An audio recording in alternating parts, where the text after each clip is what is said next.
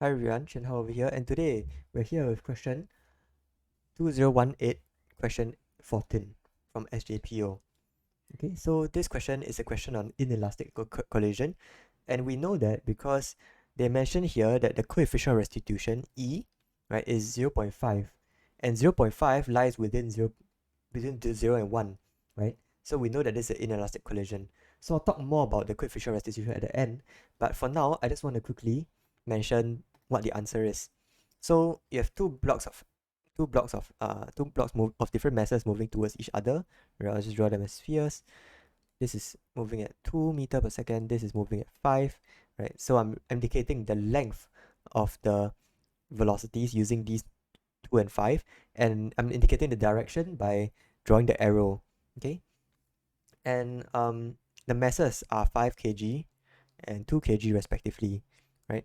So if we were to use the velocity formula, right? So the first method I'm going to teach you is just to substitute in the values into the velocity formula, because mathematically speaking, that's all that it is, right? But after getting an answer, I'm going to talk about the center momentum frame so you can get a better intuition for what's going on in this inelastic collision, right? So I'll first give you the answer, right, which is just application of this formula, which is what you should do in the competition. But after that, I'll give you a deeper analysis, a better understanding of the answer, and I hope that you can take away the understanding so that when you see more challenging questions, you can solve those more challenging questions with a better understanding. Okay. So anyway, um, so yeah, so because the formulas 118 and 119 are the final velocities in terms of the masses and the initial velocities of the two objects, right? We can just substitute in the values accordingly. So yeah, so in this case, taking rightward to be positive, right? Taking rightward to be positive, which I indicate with this axis over here, then UA is equal to 2, MA is equal to 5, UB, right, is equals to minus 5, because it is moving leftward and we're taking rightward to be positive, right? So this sign is important. If you put this sign wrongly, then you get wrong answers for your velocities. And lastly, MB is equals to 2, okay, and E is equals to 1. Sorry, E equals to 0.5, okay, as stated in the question, right? So if you substitute all these values into VB, right, you'll get that. You punch the calculator, you get that VB is 2.5. And so the answer is E. Okay, 2.5 meter per second, moving to the right. Okay, so so that's the answer. And if that's all you came for, then you can end this video right here. But now I'm going to spend some time talking about the geometrical intuition, or rather the physical intuition of inelastic collisions in the center of momentum frame. Okay, so mathematically speaking, remember once again that we get the following formula from two linear equations. The first one comes from conservation of linear momentum, right? Remember, momentum is always conserved in all collisions because momentum is a consequence of Newton's third law, right? Yeah. So momentum is always conserved in all collisions, elastic, inelastic, perfectly inelastic, or even super elastic equations. All collisions, momentum is conserved. So we always have equation 116, right? However, for equation 117, right, we have this parameter E, which determines whether the collision is elastic, inelastic, or perfectly inelastic, right? So this parameter E, what's the intuition for this parameter E? This left hand side over here, UA minus UB, is the velocity of approach. And what that means is that assume A is to the left of B, right? Then if this is UA, then UB is smaller than UA, right? If not, they wouldn't collide, right? Because A needs to be faster than UB, UA needs to be faster than UB in order for A to hit B, right? If not, A is never going to reach B. B is just going to run way further and further. So if UA is bigger than UB, then UA minus UB is known as is defined, right? Defined. So I wrote this triple equal sign, meaning I define it as the velocity of approach, right? If you don't like the word velocity, because velocity tends to indicate that there is a certain direction to it, then you can say rate, right? Rate of approach or speed of approach, right? So UA minus UB, which is a positive quantity, right, is the rate of approach. And likewise, right, VB minus VA, right, the right hand side over here is VB minus VA, is the rate of velocity of separation. So this is before the collision, right? After they collide, right, if UA catches up to if UA is bigger than UB, A catches up to B, eventually they're going to hit each other, right? And after they hit each other, VA is going to be smaller than VB. So VB is going to be larger than VA. So VB minus VA, right, which is a positive quantity, right, is defined as the velocity or rate of separation. Okay, so yeah, so with that we see that the quantity E, the coefficient of restitution, right, is the ratio of the velocity of separation over the velocity of approach, right? And that indicates to us that I'll tell you what it is in the center of momentum picture really soon, but basically there's one immediate consequence you can see from this, which is that if E is 0, right, then that means that the whole equation is 0, right? Left hand side and right hand side are both 0, and if right hand side is 0, that means the velocity of separation is 0, and if velocity of separation is 0, that means that after the collision they stick together, right? So from this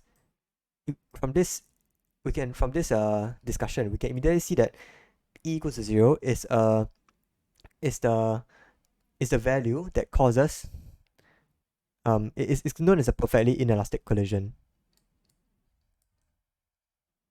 right? And in a perfectly inelastic collision, the objects stick together, right, after the collision. Okay, so they stick together after the collision, and that turns out to be the case. That turns out to be the case in which the kinetic energy is the minimum, right? The final kinetic energy is the minimum, or the total kinetic energy lost, right, in the form of heat and sound or other forms, is the maximum, right? So this final kinetic energy is the minimum, or put in another way, because the initial kinetic energy is the same, right, the KE lost, the energy lost, is the maximum, right? So these are all equivalent ways of thinking of the perfectly inelastic collision. So yeah, okay, so another case we can see from here is that if E is equal to 1, that means the rate of approach is equal to the rate of separation, right? UA minus UB is equal to VB minus VA, and in that case, that would correspond to the case where you have a you have an elastic collision, right, where kinetic energy is conserved. Okay, so you have two extreme cases, E equals to 0 and E equals to 1, right? In this case, KE is conserved, right? Or equivalently, we call this the perfectly, or rather we call this the elastic collision. And conservation, there's a conservation of kinetic energy in the elastic collision. So these are the two extremes, and anywhere in between, right? If you're in between these two extreme cases, then we just call it in general inelastic. Okay, so yeah, so these are the three cases, and now I'd like to spend some time talking about the center of momentum frame, because in that frame things are particularly nice, right? So if I'm going to clear the screen over here, in the center of momentum frame, right, the velocities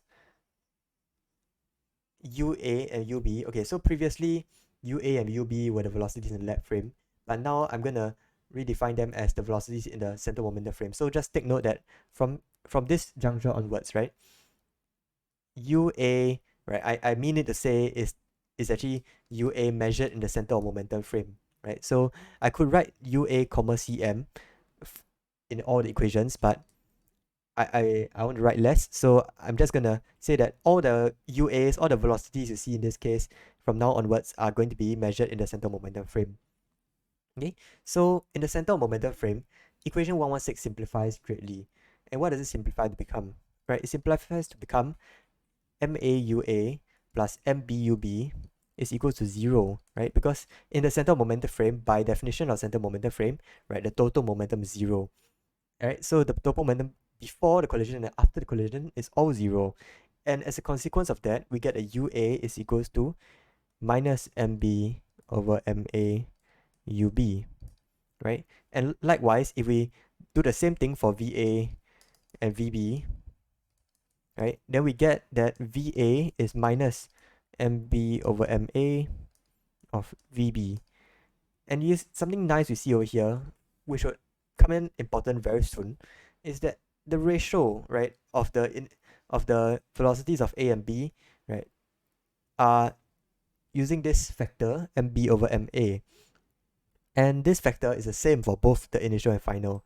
And this will come in really useful soon, right? We'll see that it causes a very nice cancellation in the final equation. Okay, but anyway, these are basically both equation 116, right? These are both equation 116 in the center of momentum frame, right? In the center of momentum frame, where the total momentum is 0, both before and after the collision. Okay, so that's nice. Then what about equation 117, right? So equation 117, it's still the same, right? But we can actually simplify equation 117. So I'm just going to write it out. UA, right? UA minus UB, right? We can substitute in this expression for UA into equation 117, and we get that it's minus MB over MA of MB, of UB. So we get this, okay? And just moving over to get a bit more space. And likewise, this VA, we can substitute in this VA into this equation 117 to get that it is minus MB over MA minus 1 of VB. Okay, and this negative sign cancels out, right? So it becomes a plus positive sign. And this negative sign can be brought outside also. So it becomes MB over MA plus 1. And because the two factors here were the same, right? Highlighted in red, right? Something very nice over here is that these two factors cancel. And what do we see? We see that VB is minus E times UB, right? And likewise, VA, if I substitute this result back into these two equations, then I get a VA is also minus E times UA. Okay, and what is this picture? This picture is very nice because remember that in the center of momentum frame, both the objects are traveling towards each other with initial speed UA and absolute UA and absolute UB. And in the center of momentum frame, there's a picture, there's a geometrical picture that when both objects collide, right, the point at which they collide is as if there's an imaginary wall over there. So it's almost as if you can, from the perspective of UA, when it collides with the ball, when A collides with B, right, when the two objects collide, we can almost imagine as if that A doesn't collide with B, but A collides with imaginary wall instead. Okay, and this is the picture that the center of momentum frame gives us, right? And if you want more details for this, why this picture is true, then I'll invite you to watch this video where I mentioned the imaginary wall picture in greater detail, right? But yeah, but this is the picture we have for the center of momentum frame, for collisions in the center of momentum frame. And what do we see over here? We see that after the collision, right? So this is before, and after a collision, A separates like this at velocity VA, right? And VA, right, because this object collides with an imaginary wall, right? Surely the direction of the direction of the velocity must flip, right? And that tells the direction, but what's the magnitude? The magnitude of VA is minus E. Sorry, the magnitude of the velocity VA is minus E times velocity UA, right? So if you take the magnitude of both sides, then we just get that the speed of A, the final speed of A is E times the final speed of times the initial speed of A, right? So final speed of A is equal to E times initial speed of A, and final speed of B, VB, right? Absolute VB is equals to E times the initial speed of B, which is absolute UB. And so this gives us a very nice picture in which that we see that this coefficient of restitution, previously I said, oh, coefficient of restitution is the velocity of, is the coefficient that is the ratio of the velocity separation of velocity approach. But you don't have a very, I mean, I suppose you can imagine them hitting each other and separating, but that isn't as clear as this picture in the center of momentum frame, right? So remember that whenever you see collision questions, center of momentum frame is your friend, because it is hard to imagine two objects hitting each other.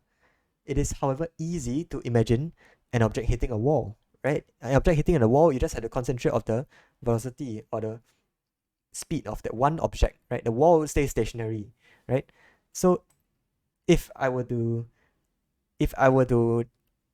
make a general tip, is that center of momentum frame, right, helps you turn your intuition from two objects colliding into one object colliding with a wall, right? And colliding with a wall is always easier than colliding with another object, right? So yeah, so in this picture, we can see very clearly that we have our limits, the previous limits we were talking about, right, which is that E is 0, E is 1, and E is between 0 and 1. The previous limits that we're talking about becomes very obvious in this center momentum frame also. So previously it was kind of obvious, but now it's even more obvious, right? If E is 1, then it's as if, right, if E is 1, then it's very, very clear that the total kinetic energy has remained the same, right, in the center of momentum frame, because E is the ratio of the red vectors over the blue vectors, right?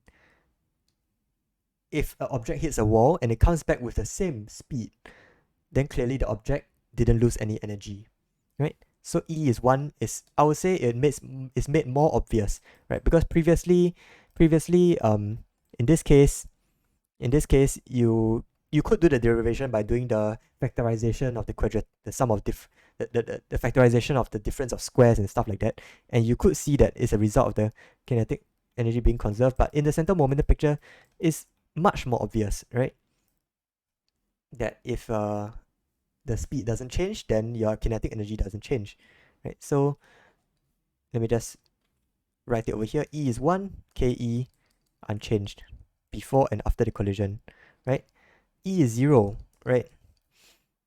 Ke is the minimum, because if you collide with a wall, how much slower do you want to get, right? If E is 0, that means the final speed is 0, that means the objects are just stuck together, right? They're stuck to the wall, right? So Ke, so the Ke loss is maximized. The kinetic energy loss is maximized, right? The loss in kinetic energy is maximized. You throw an object at a wall and it's stuck to the wall after that, right? Like those Spider-Man toys, right? If it's stuck to the wall after that, then clearly all the kinetic energy is possible is lost, right? Of course, total kinetic energy is 0 in the center of momentum frame, right? But the final total kinetic energy is 0 in the center of momentum frame, but it's not 0 in the lap frame, right? In the lap frame, these two objects stick together and they're still moving together at some velocity, which is a velocity to the center of mass. But in the center of momentum frame, they stick to the wall and that's the maximum kinetic energy you can reduce. How much more do you want to slow down, right? And in between them, right, is the inelastic collision. So you can imagine that some kinetic energy is lost, but how much is quantified by this quantity E. Okay, so I hope that this picture helps you understand. I hope the center momentum picture helps you understand inelastic collisions better, right? And specifically, you see that in the center momentum frame, this is the ratio of initial KE, right? Or rather, ratio of the final KE over initial KE. Okay, to be more specific, E squared. Yeah, E squared is the ratio of the yes, E squared is the ratio of the final kinetic energy over the initial kinetic energy, right? And E squared is also between 0 and 1 because between 0 and 1 implies that E squared is between 0 and 1. So there's a nice picture over here, right? But remember that this ratio of the final over kinetic energy, right, is only holds true in COM frame, right? It does not hold true in the lab frame. So if you work in the COM frame, you can use these three. You can use this fact. But if you don't work in the COM frame, then E is just a parameter, right? Doesn't mean anything else. Okay, so yeah, so with that I've come to the end of talking about the elastic collisions, and yeah, I'll see you in the next video.